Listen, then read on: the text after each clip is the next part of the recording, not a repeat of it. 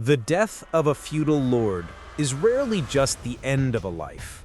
Sometimes it is the spark that reveals the fragile nature of loyalty, even among those trained to die for it. In feudal Japan, where the samurai code shaped men of steel and silence, there was a fear no one spoke aloud, that one day the very warriors sworn to protect their master might rise against him. This was not ordinary treason. It was something deeper, more unthinkable, the kind of rupture capable of destroying not only a clan, but an entire domain. And that is exactly what happened, a rare, dangerous moment, almost erased from official records, when a group of samurai chose to defy the man they owed absolute reverence. What few understand is that this story does not begin with disloyalty, but with extreme devotion. Men who vowed to live and die for their lord suddenly found themselves torn between the honor they had been raised to follow and the justice they believed they were defending. Because behind such a drastic act lay something larger, a silent conflict fed by political decisions, veiled humiliations, internal rivalries, and a growing sense that the path of honor was being stained by the leader himself. Before we continue this journey into the dark heart of Bushidō, take a moment to subscribe to the channel and leave your like. It shows that you want more epic stories like this one, and it helps this voyage into the past reach more people. Now, let us return to feudal Japan. At that time, the domains looked stable on the surface, but inside they were a fragile mosaic of alliances, ambitions, and rivalries piling up like dry gunpowder. Daimyos competed silently for influence, officials fought for position, and every political decision could ignite an instant war.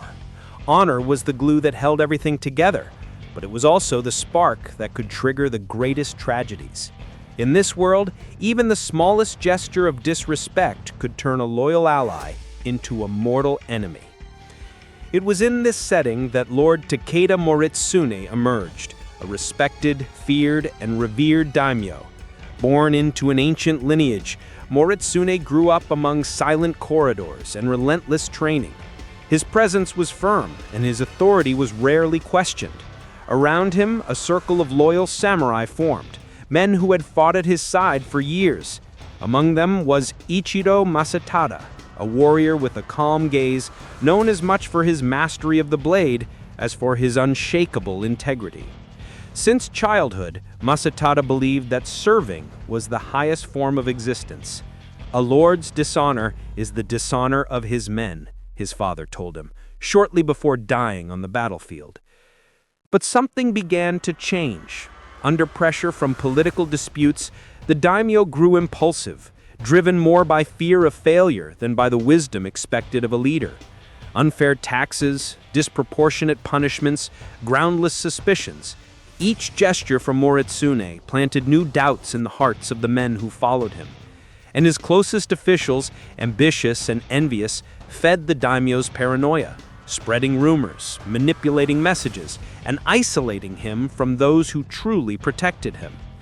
The breaking point came on a winter night when Moritsune ordered the execution of a veteran samurai, accusing him, without evidence, of conspiring against the clan. Masatada, present at the moment, felt a strange silence fall among the warriors. They had seen enough to understand that this execution was not justice, but fear. And when a leader rules through fear, he loses the respect of those who wield swords in his name. Masatada left the ceremony with a weight in his chest. He knew something had broken. In the following days, glances were exchanged, whispered conversations took place, and an unthinkable dilemma took shape. Could honor demand that they oppose their own lord? For men trained since childhood to obey without hesitation, this question felt like a crime. But ignoring it meant allowing the domain to collapse into tyranny and letting more innocence be sacrificed to the delusions of power. When Moritsune, consumed by paranoia, ordered an attack on a village that had nothing to do with his disputes, the limit was crossed. That same night, under the moonlight cutting across the stone courtyard, Masatada met Tezuka, another veteran samurai. No words of rebellion were spoken. A single look was enough for both to understand. Honor now pointed in another direction. The rebellion was silent, yet carried the weight of centuries of tradition. The samurai approached the main hall, where Moritsune remained isolated, surrounded by trembling lanterns. He lifted his eyes when he heard footsteps, not enemies, but the men he trusted most. The shock on his face was not fear, but recognition. Deep down, he knew he had betrayed himself long before they betrayed him. The fight was brief. There were no screams, no declarations, only precise, almost ritualistic movements. In the end, Masatada looked down at the body of the lord he had sworn to protect. There was no triumph, but sorrow. Moritsune's death was not a victory, but the price of a wounded honor. The next day, the news spread like wind through the mountains. Samurai had executed their own daimyo. The domain nearly collapsed. Families fled, allies turned against one another, and the central government sent emissaries to investigate. Some saw the rebels as traitors. Others saw them as men who saved the clan from a far worse fate. Historians still debate whether their decision was justified or whether it set a dangerous precedent for the politics of feudal Japan. What is certain is that from that day on, nothing was ever the same. The story of Masatada and the warriors who dared to turn against their lord became a symbol of an eternal dilemma. When does blind loyalty become complicity in tyranny? And how far must a man go to protect what he believes in?